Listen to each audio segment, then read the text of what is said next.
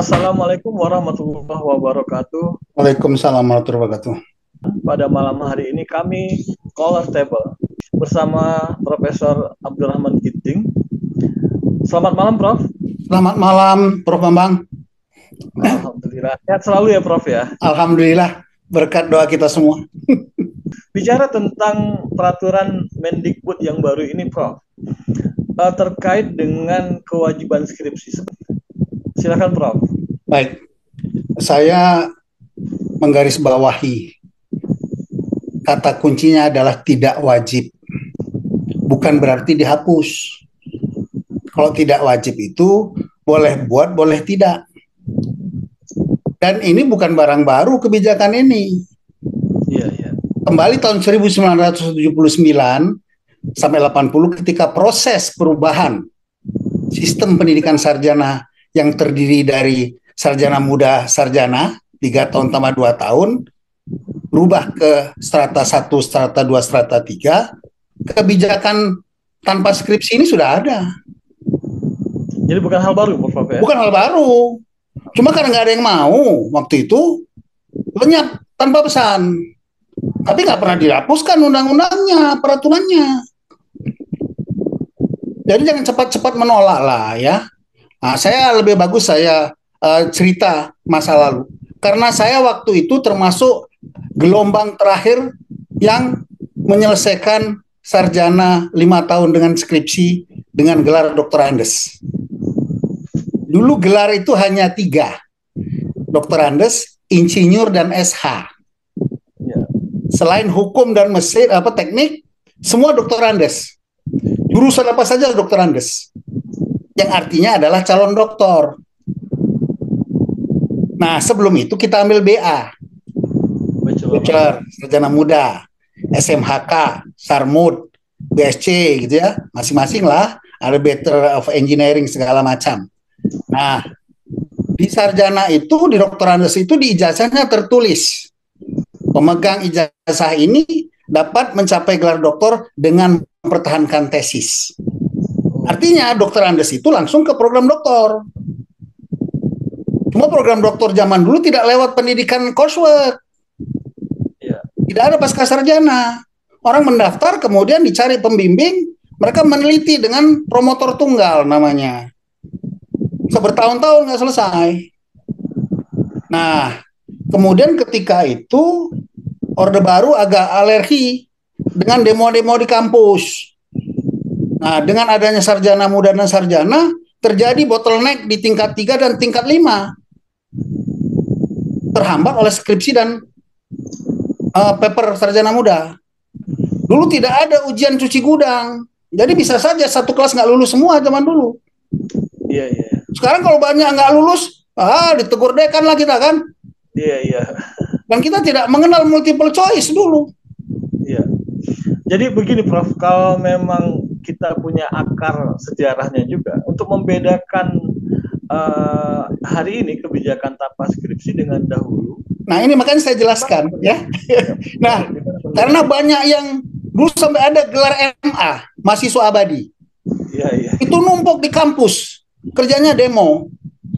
Nah, kemudian pemerintah Orde Baru menerapkan NKK, normalisasi kehidupan kampus, Dewan Mahasiswa dibubarkan, diganti dengan yang sekarang, Badan Eksekutif, ya. Kemudian partai-partai itu tidak boleh lagi ada ormas politiknya mahasiswanya di kampus, kampus bersih dari politik, dan dipercepat orang tamat. Nah, diubahlah menjadi 4 tahun. Karena toh kita juga sarjana-sarjana kita, kalau ke luar negeri kecuali ke Belanda, kan dokter itu dari Belanda, kalau kita ke Amerika, ke Australia, kita tetap harus ngambil master dulu sebelum doktor.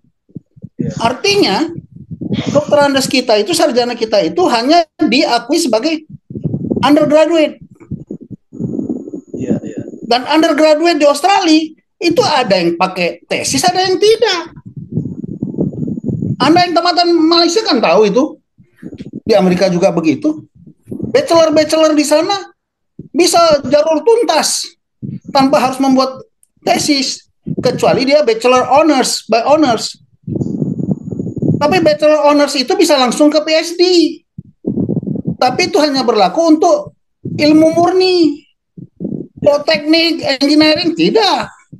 Jadi orang engineering bisa tamat bachelor tanpa skripsi, tanpa tesis di sana. Nah, di Indonesia dibuatlah kebijakan itu.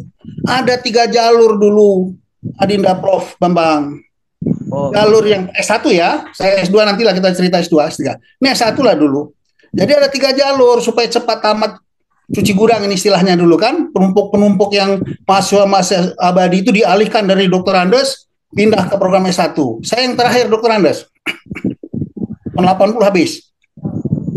Yang pertama jalur skripsi, yang kedua jalur makalah, yang ketiga jalur tuntas. Jalur istilahnya kalau Pak Mukhlas Samani itu yang rektor Surabaya mengatakan istilahnya jalur ngelundung. Selesai kuliah keluar, sudah. Nah di Australia namanya itu coursework.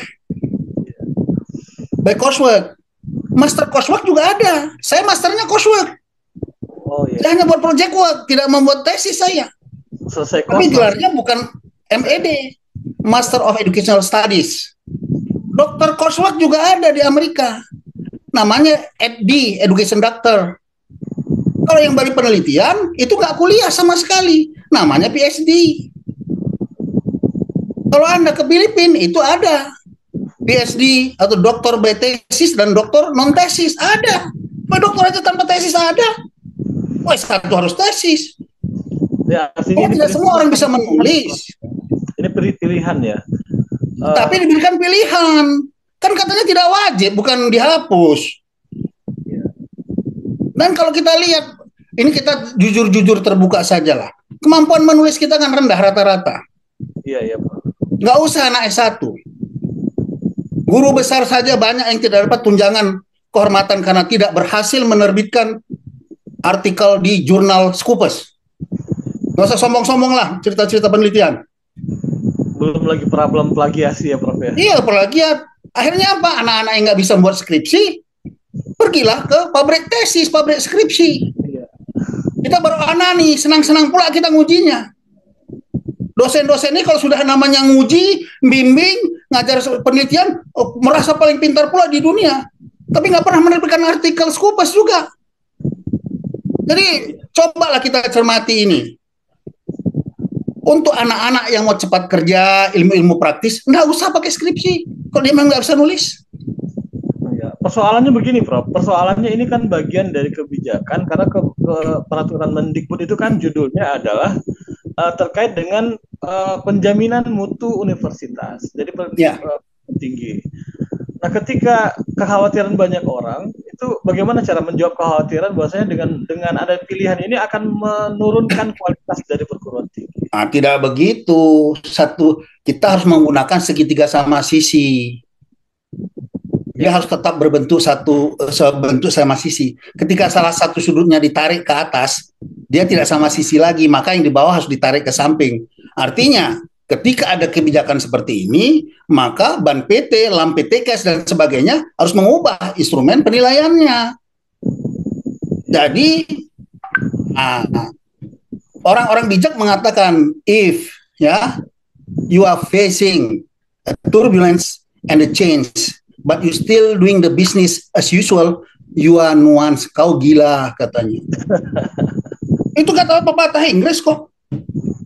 Kalau berubah sistem kurikulumnya, harus berubah sama penilaiannya.